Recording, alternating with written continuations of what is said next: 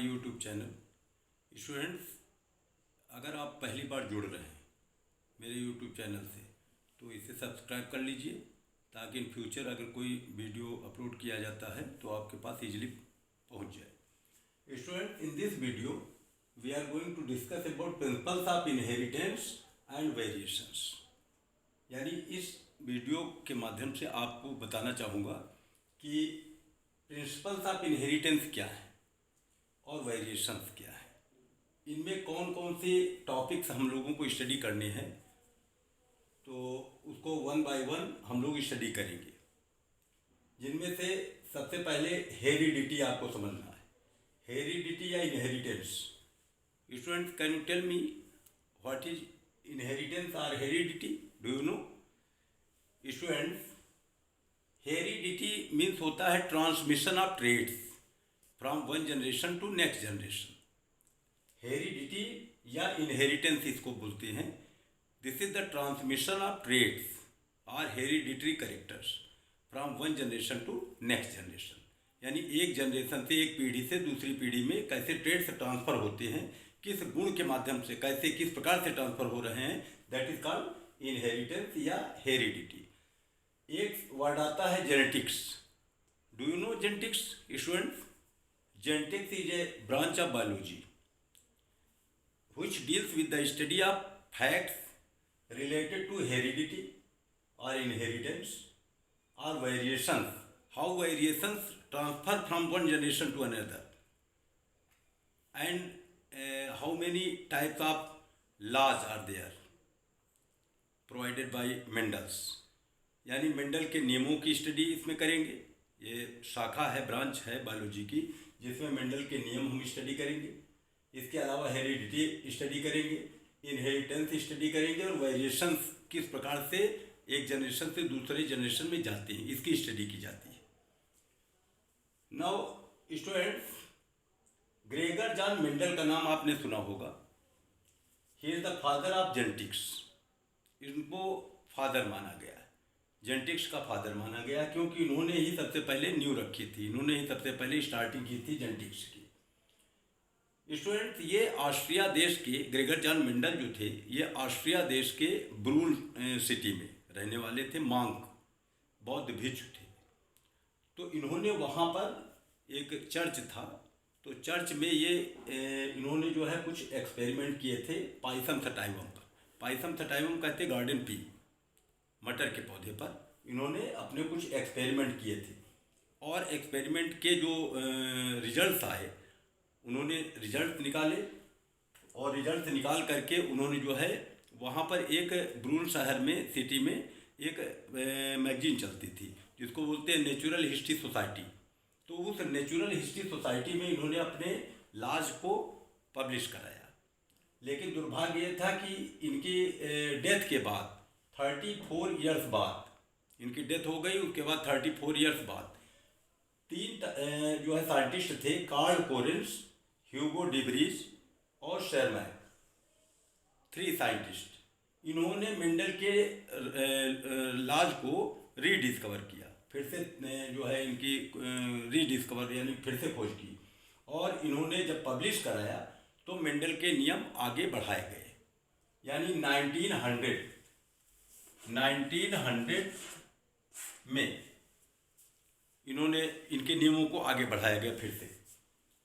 अब इन्होंने Pisum sativum को क्यों लिया था, क्या रीजन था इनका पाइसम सटाइवम का लेने का, और इन्होंने किस तरह से अपने एक्सपेरिमेंट किए उन्होंने। तो मेंडल ने पाइसम सटाइवम प्लांट को इसलिए लिया था स्टूडेंट कि ये एनुअल है, यानी 3-4 मंथ में इनकी जो है लाइफ साइकिल, लाइफ स्पान खत्म हो जाता है। स्टूडेंट, सेकेंड पॉइंट ये था कि जो पाइसम सटाइवम का प्लांट था वो बाइसेक्सुअल होता है। Bisexual means male and female sex organs are present in a same flower, एक ही फ्लावर में पाए जाते थे। तो एक प्रकार से सेल्फ पॉलिनेटेड था, सेल्फ पॉलिनेटेड अपने हिसाब से था, लेकिन अगर चाहे तो उसमें क्रॉस पॉलिनेशन कराया जा सकता है। तो इस और स्टूडेंट, सबसे बड़ी बात ये थी कि उसमें पाइसम सटाइवम में 7 डिफरेंट कंट्रास्टिंग कैरेक्टर्स पाए जाते थे।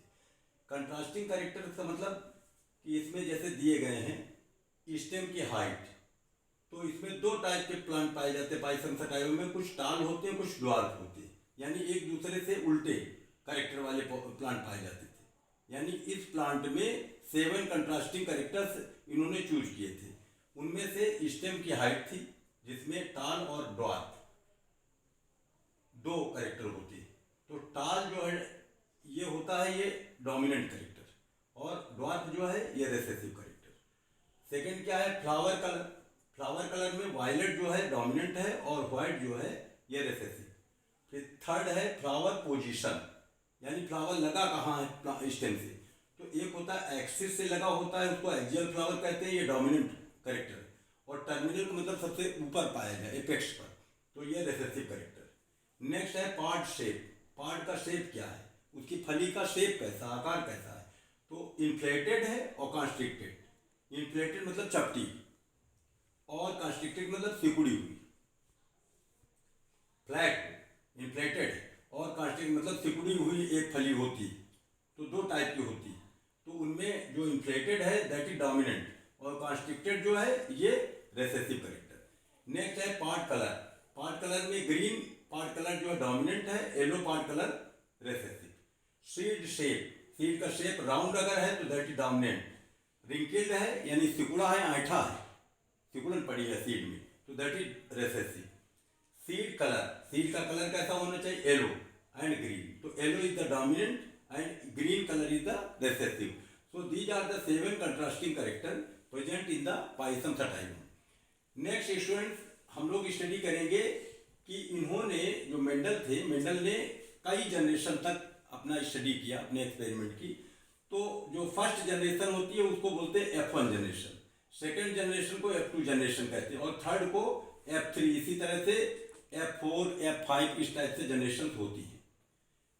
First filial generation, second filial generation, third filial generation, इसलिए F1 F2 F3 इस तरह से लिखा जाता है।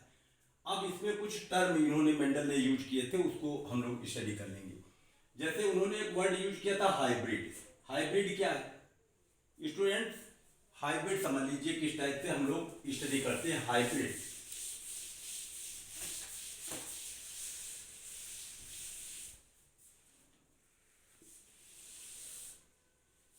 सपोज करिए कि कैपिटल आर और कैपिटल आर इस टाइप से शो किया गया एक को, और एक को शो किया गया कैपिटल आर और स्मॉल आर। तो दिस इज हाइब्रिड, इसको हाइब्रिड बोला गया है। हाइब्रिड कैसे तैयार हुए, हाइब्रिड इसको क्यों कहा गया, क्योंकि कैपिटल आर आर और स्मॉल आर आर इनको जब क्रॉस कराया गया तो ये बन गया कैपिटल आर और स्मॉल आर,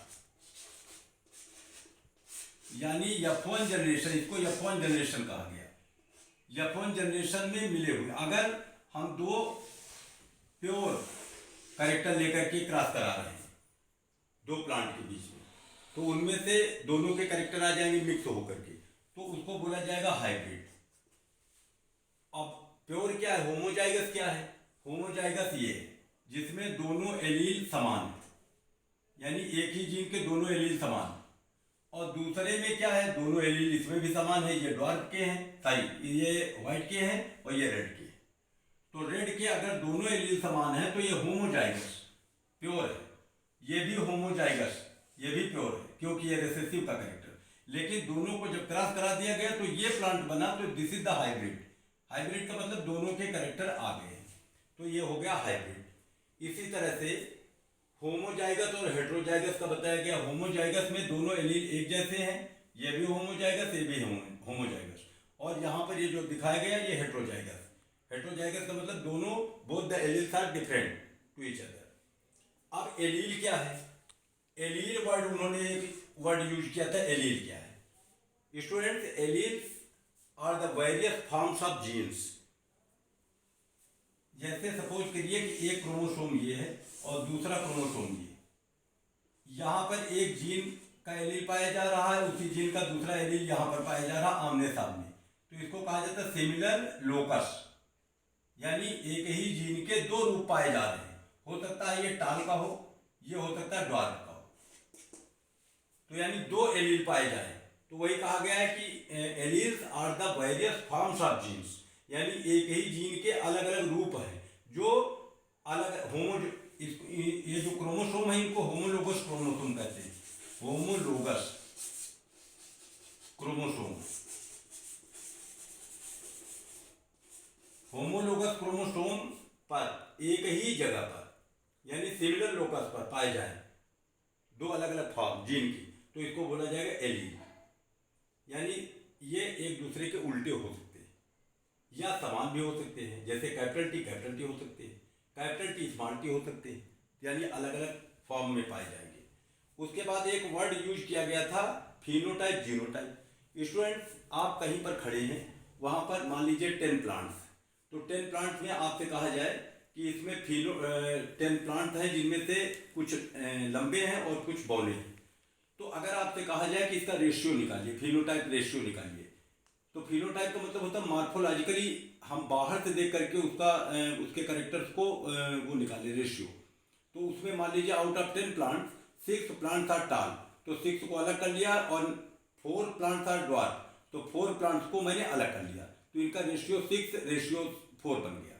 यानी 6 प्लांट टाल हो गए और 4 हो गए ड्वार्फ। ये आपने बाहर से देख करके इसका रेशियो निकाल लिया। तो अगर हम किसी चीज का बाहर से देख करके ही रेशियो निकाल लें तो दैट इज फिनोटाइप। अब जीनोटाइप क्या है कि उनके जीन्स को देखें कि अगर वो टाल हैं तो प्योर टाल हैं या हाइब्रिड टाल है।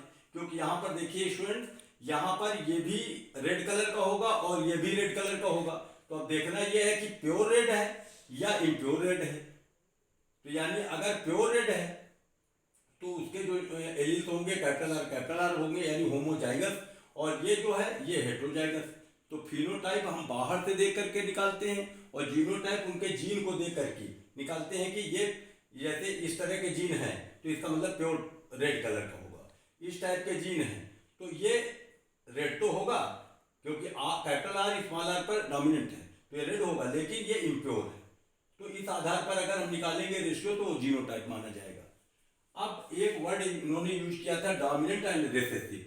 डोमिनेंट क्या है कि अगर दो कंट्रास्टिंग कैरेक्टर हैं, एक रेड है और एक व्हाइट है, या कोई ले लो कैरेक्टर, इसमें 7 कंट्रास्टिंग कैरेक्टर है, कोई भी ले सकते हो, तो उनमें देखा जाए कि अगर दोनों प्योर में क्रॉस कराया जाता है तो अगर दोनों में से जो F1 जनरेशन में कैरेक्टर प्रकट होगा यानी शो करेगा तो उसको बोला जाएगा डोमिनेंट। जैसे कैपिटल आर स्मॉल आर, इन दोनों में क्रॉस कराया गया तो कैपिटल आर और स्मॉल आर आया, तो ये कैपिटल, और देखने में बाहर से फ्लावर इसके होंगे रेड कलर के, तो रेड कलर क्यों माना गया, इसमें तो व्हाइट का भी जीन है, व्हाइट का भी एलील मिला हुआ है, लेकिन हमको शो कौन से हो रहे हैं रेड कलर के।